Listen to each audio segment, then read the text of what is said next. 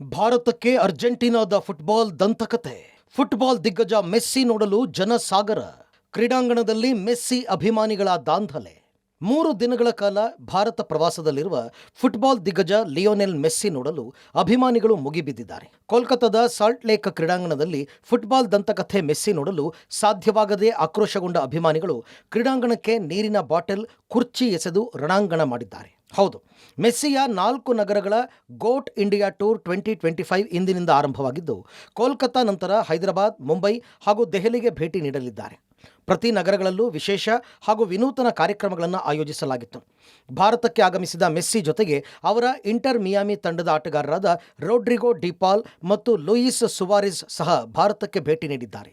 ಈ ವೇಳೆ ಮೆಸ್ಸಿ ಸ್ವಾಗತಿಸಲು ಚಳಿಯನ್ನೂ ಲೆಕ್ಕಿಸದೆ ಸಾವಿರಾರು ಫುಟ್ಬಾಲ್ ಅಭಿಮಾನಿಗಳು ಮಧ್ಯರಾತ್ರಿಯಿಂದಲೇ ಕಾಯ್ತಾ ಇದ್ದರು. ಕೋಲ್ಕತ್ತಾ ಸಂಪೂರ್ಣ ಮೆಸ್ಸಿಮಯವಾಗಿತ್ತು. ವಿಮಾನ ನಿಲ್ದಾಣದಲ್ಲಿ ನಿಂತ ಸಾವಿರಾರು ಅಭಿಮಾನಿಗಳು ಅದ್ಧೂರಿ ಸ್ವಾಗತ ಕೋರಿದರು. ಇನ್ನು ಸಾಲ್ಟ್ ಲೇಕ್ ಕ್ರೀಡಾಂಗಣಕ್ಕೆ ಬಂದ ಮೆಸ್ಸಿ 10 ನಿಮಿಷದಲ್ಲಿ ಅಲ್ಲಿಂದ ನಿರ್ಗಮಿಸಿದರು. ಇರುವ 10 ನಿಮಿಷದಲ್ಲಿ ಮೆಸ್ಸಿ ಮೈದಾನಕ್ಕೆ ಕಾಲಿಡ್ತಾ ಇದ್ದಂತೆ ರಾಜಕಾರಣಿಗಳು, ಅಧಿಕಾರಿಗಳು, ಸೆಲೆಬ್ರಿಟಿಗಳು ಮತ್ತು ಅವರ ಕುಟುಂಬದ ಸದಸ್ಯರು ಅವರನ್ನು ಸುತ್ತುವರೆದರು.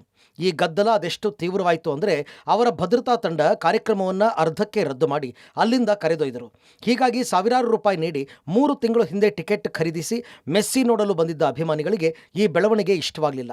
ಇದರಿಂದ ಆಕ್ರೋಶಗೊಂಡ ಅಭಿಮಾನಿಗಳು ಕುರ್ಚಿ ಕಿತ್ತು ಬಿಸಾಡಿ ಕ್ರೀಡಾಂಗಣದಲ್ಲಿ ಆಕ್ರೋಶ ಹೊರಹಾಕಿದರು.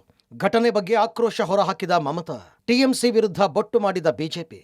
ಇನ್ನು ಘಟನೆ ಬೆನ್ನಲ್ಲೇ ಎಕ್ಸ್ ಖಾತೆಯಲ್ಲಿ ಬೇಸರ ಹಂಚಿಕೊಂಡ CM Mamata Banerjee, salt lake ಕ್ರೀಡಾಂಗಣದಲ್ಲಿ ಇಂದು ನಡೆದ ದುಷ್ಕೃತ್ಯದಿಂದ ನಾನು ತೀವ್ರ ನೊಂದಿದ್ದೇನೆ. ಘಟನೆಯಿಂದ ನಾನು ಆಘಾತಕ್ಕೊಳಗಾಗಿದ್ದೇನೆ ಎಂದಿದ್ದಾರೆ. ಅಲ್ಲದೆ ನಿವೃತ್ತ ನ್ಯಾಯಮೂರ್ತಿ ಆಶಿಮ್ ಕುಮಾರ್ ರೇ ಅಧ್ಯಕ್ಷತೆಯಲ್ಲಿ ತನಿಖಾ ಸಮಿತಿ ರಚಿಸುವುದಾಗಿ ಸ್ಪಷ್ಟಪಡಿಸಿದ್ದು, ಸಮಿತಿಯು ಘಟನೆಯ ಬಗ್ಗೆ ವಿವರವಾದ ತನಿಖೆ ನಡೆಸುತ್ತದೆ ಅಂತ ಹೇಳಿದ್ದಾರೆ. ಇದಕ್ಕೆ ಬಿಜೆಪಿ ಟಿಎಂಸಿ ವಿರುದ್ಧ ಭದ್ರತಾ ಲೋಪದ ಆರೋಪ ಮಾಡಿದೆ. ಒಟ್ಟಲ್ಲಿ ಸಾಕಷ್ಟು ನಿರೀಕ್ಷೆ ಹುಟ್ಟಿಸಿದ್ದ ಕಾರ್ಯಕ್ರಮದಲ್ಲಿ ಆರಂಭದಲ್ಲೇ ವಿಘ್ನ ಕಾಣಿಸಿಕೊಂಡಿದ್ದು ಅಭಿಮಾನಿಗಳಲ್ಲೂ ಬೇಸರ ಮೂಡಿಸಿದೆ. Shabbir Nedagundi, public TV.